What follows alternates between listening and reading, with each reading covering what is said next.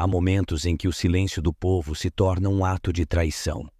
Hoje, enquanto os poderosos saqueiam nossos direitos e esmagam a Constituição, o desespero e a raiva não podem mais ser contidos. Este é o momento de se levantar, de desafiar o sistema opressor e de incendiar a revolução. Prepare-se para uma jornada que não poupa palavras e que clama por uma mudança radical, uma luta feroz pela liberdade contra a tirania que nos afeta. Hoje eu falo, e falo por aqueles que não podem mais ser ouvidos, por aqueles que foram silenciados, marginalizados e oprimidos. A história nos dá exemplos de resistência, como Guy Fawkes, que no século XVII tentou explodir o parlamento britânico para derrubar um governo opressor. Seu plano falhou, mas ele se tornou um símbolo de luta contra tiranias que silenciam o povo. Assim como Fawkes lutou contra a opressão em seu tempo, hoje, no Brasil, enfrentamos um cenário semelhante.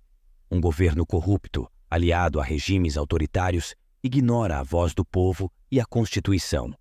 O presidente e seus aliados traem a confiança da nação, enquanto ministros do Supremo Tribunal Federal silenciam críticos, derrubam redes sociais e manipulam eleições. Agora, mais do que nunca, precisamos nos inspirar na resistência de Fawkes. O Brasil não pode continuar nas mãos de um sistema corrupto que destrói nossos direitos. Chegou a hora de lutar, de fazer nossa voz ser ouvida. Vivemos em um país onde a corrupção não é um acidente, mas uma prática institucionalizada, onde o presidente da República, aquele que jurou proteger e servir ao povo, roubou milhões e milhões e continua a roubar nossos recursos, nossa dignidade, nossa confiança no Estado. Mas ele não age sozinho. Ao seu redor, uma verdadeira rede de interesses escusos se espalha como um câncer, envolvendo não apenas aliados políticos, mas também empresários e membros do judiciário. Os esquemas bilionários revelados pela Lava Jato são exemplos claros disso, expondo como empreiteiras e políticos desviaram recursos de obras públicas essenciais.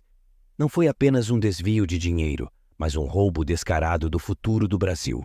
A cada nova fase da investigação, o que se viu? Deputados, senadores, ministros, todos sendo acusados com provas robustas. E os tentáculos da corrupção vão além. A recente CPI das fake news demonstrou que até a manipulação da opinião pública, por meio de máquinas de desinformação, foi financiada por figuras próximas ao poder. Cada crime exposto é mais um golpe profundo na alma desta nação. O desvio de verbas na pandemia, com o superfaturamento de respiradores e hospitais de campanha inacabados, prova que a corrupção não tem limites, nem mesmo diante da morte de milhares de brasileiros. E enquanto eles e seus cúmplices se enriquecem, nós, brasileiros, pagamos com nossa miséria. Nossa saúde é devastada pela falta de recursos, desviados para o bolso de empresários aliados. Nossa educação, por sua vez, está à deriva. Livros são trocados por doutrinações e escolas abandonadas. Salas de aula, que deveriam ser o palco do aprendizado crítico e livre, se transformaram em espaços de imposição ideológica, onde temas como ideologia de gênero e políticas partidárias são inseridos sem o consentimento das famílias.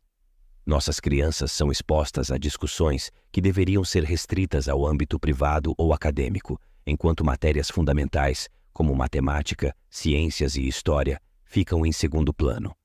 Essa manipulação ideológica nas escolas serve apenas para fortalecer o controle do Estado sobre a mentalidade de uma geração inteira, criando cidadãos submissos e incapazes de questionar. O governo já não serve ao povo, mas a si mesmo, enquanto nós, o povo, somos deixados à mercê da miséria. O sistema se enraiza onde deveria haver respeito, no direito à educação livre de qualquer viés partidário ou ideológico. Na minha opinião, é evidente que muitas empresas estão começando a perceber os efeitos negativos de alinhar suas políticas a causas que atendem apenas a minorias, como pautas de ideologias de gênero que chegam a enojar, como banheiros para trans e mulheres. Isso nada mais é do que pautas para gerar atrito entre as pessoas, retirando o foco para o que realmente interessa.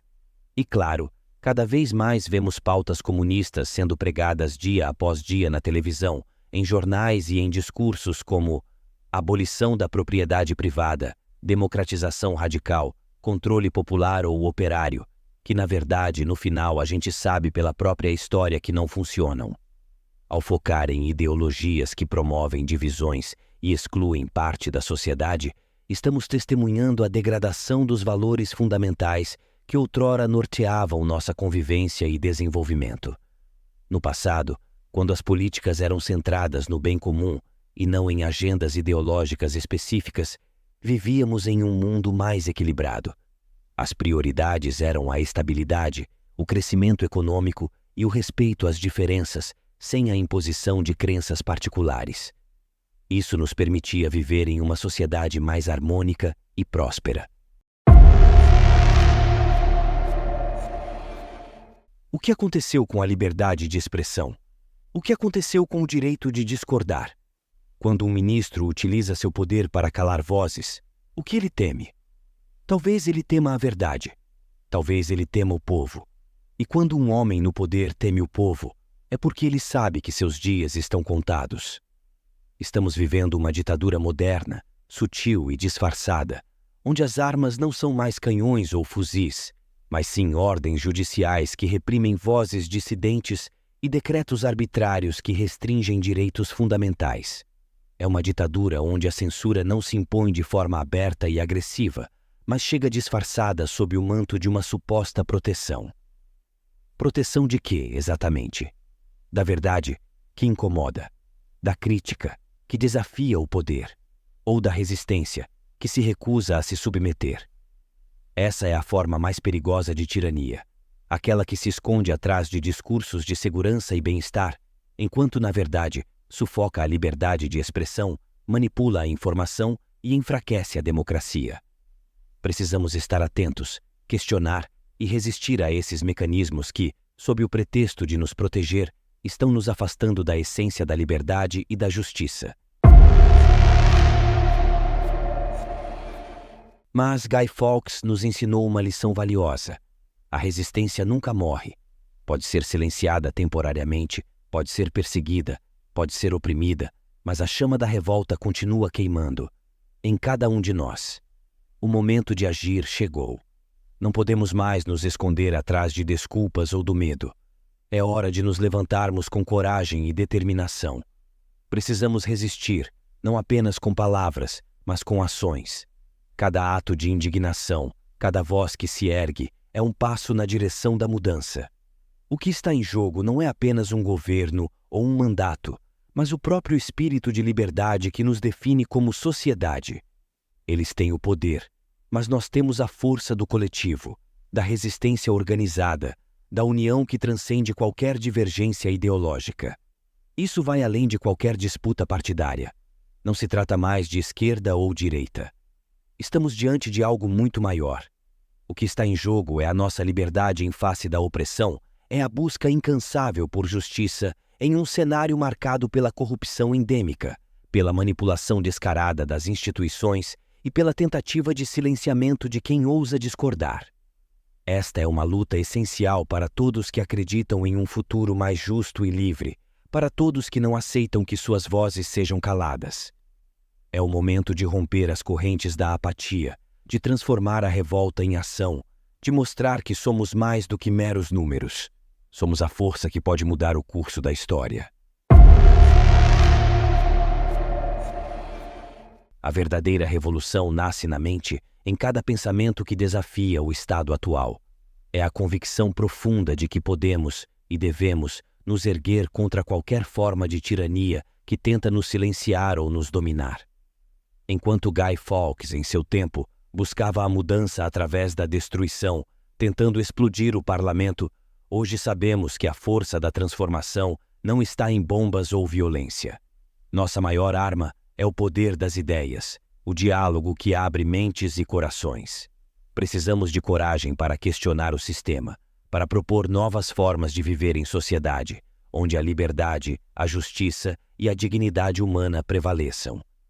Cada ato de resistência pacífica, cada palavra dita com convicção e cada passo rumo à mudança pode acender uma chama de esperança. A verdadeira revolução é aquela que constrói, que inspira e que nunca se rende à escuridão. Coragem para falar. Coragem para não nos calarmos diante da injustiça. Coragem para expor os ladrões, os traidores, os opressores que estão nos sufocando.